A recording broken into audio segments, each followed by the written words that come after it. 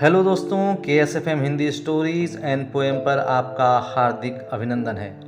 अगर आपने channel subscribe नहीं किया हुआ है तो जल्दी से कर लीजिए और हाँ, बेल आइकन ज़रूर प्रेस कर दीजिएगा। तो चलिए सुनते हैं आज की कहानी।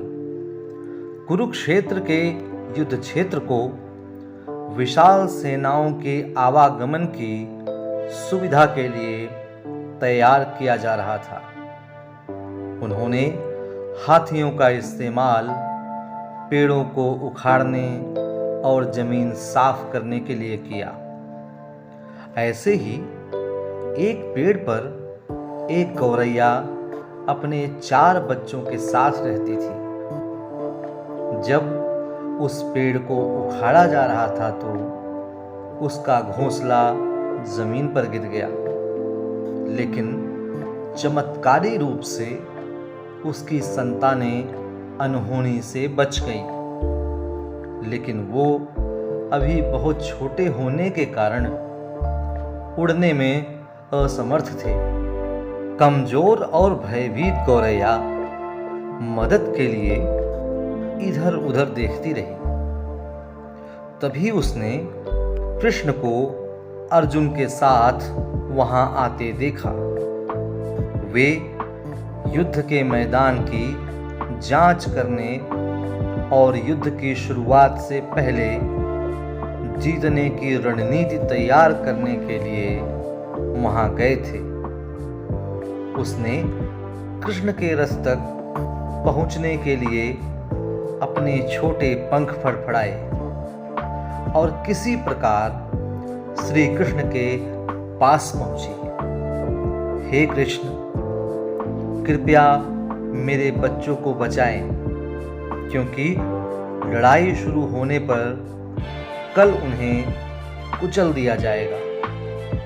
सर्वव्यापी भगवान बोले, मैं तुम्हारी बात सुन रहा हूं, लेकिन मैं प्रकृति के कानून में हस्तक्षेप नहीं कर सकता।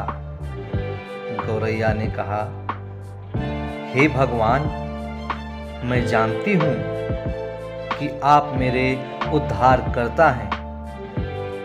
मैं अपने बच्चों के भाग्य को आपके हाथों में सौंपती हूं। अब यह आपके ऊपर है कि आप उन्हें मारते हैं या उन्हें बचाते हैं।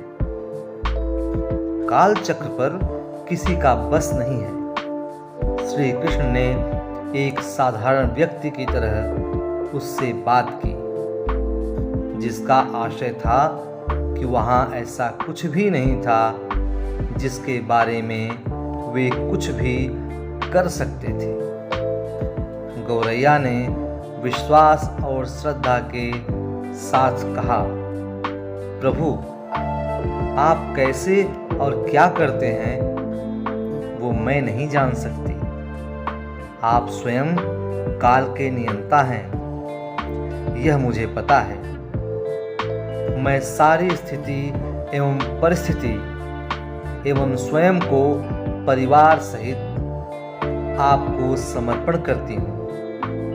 भगवान बोले, अपने घोंसले में 3 सप्ताह के लिए भोजन का संग्रह करो। गौरैया और श्री कृष्ण के संवाद से अनभिज्ञ अर्जुन गौरैया को दूर भगाने की कोशिश करते हैं। गौरैया ने अपने पंखों को कुछ मिनटों के लिए फुलाया और फिर अपने घोंसले में वापस चली गई।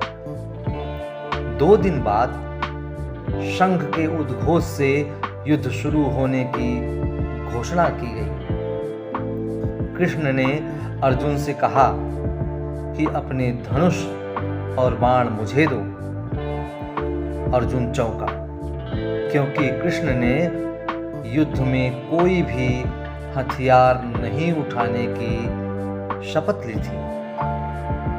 इसके अतिरिक्त अर्जुन का मानना था कि वह ही सबसे अच्छा धनुर्धर है। मुझे आज्ञा दे भगवान, अर्जुन ने दृढ़ विश्वास के साथ कहा। मेरे तीरों के लिए कुछ भी अभेद्य नहीं है। चुपचाप अर्जुन से धनुष लेकर कृष्ण ने एक हाथी को निशाना बनाया, लेकिन हाथी को मार के नीचे गिराने की बजाय तीर हाथी के गले की घंटी में जा टकराया और एक चिंगारी सी उड़ी। अर्जुन ये देखकर अपनी हंसी नहीं रोक पाए कि कृष्ण एक आसान सा निशान चूक गए। क्या मैं प्रयास करूं? उसने स्वयं को प्रस्तुत किया। उसकी प्रतिक्रिया को नजरअंदाज करते हुए कृष्ण ने उन्हें धनुष वापस दिया और कहा कि कोई और कार्रवाई आवश्यक नहीं है। लेकिन केशव, आपने हाथी को क्यों तीर मारा? अर्जुन ने पूछा। क्योंकि इस हाथी ने उस गौरैया के आश्रय उसके घोंसले को, जो कि एक पेड़ पर था, उसको गिरा दिया था। कौन सी गौरैया? अर्जुन ने पूछा।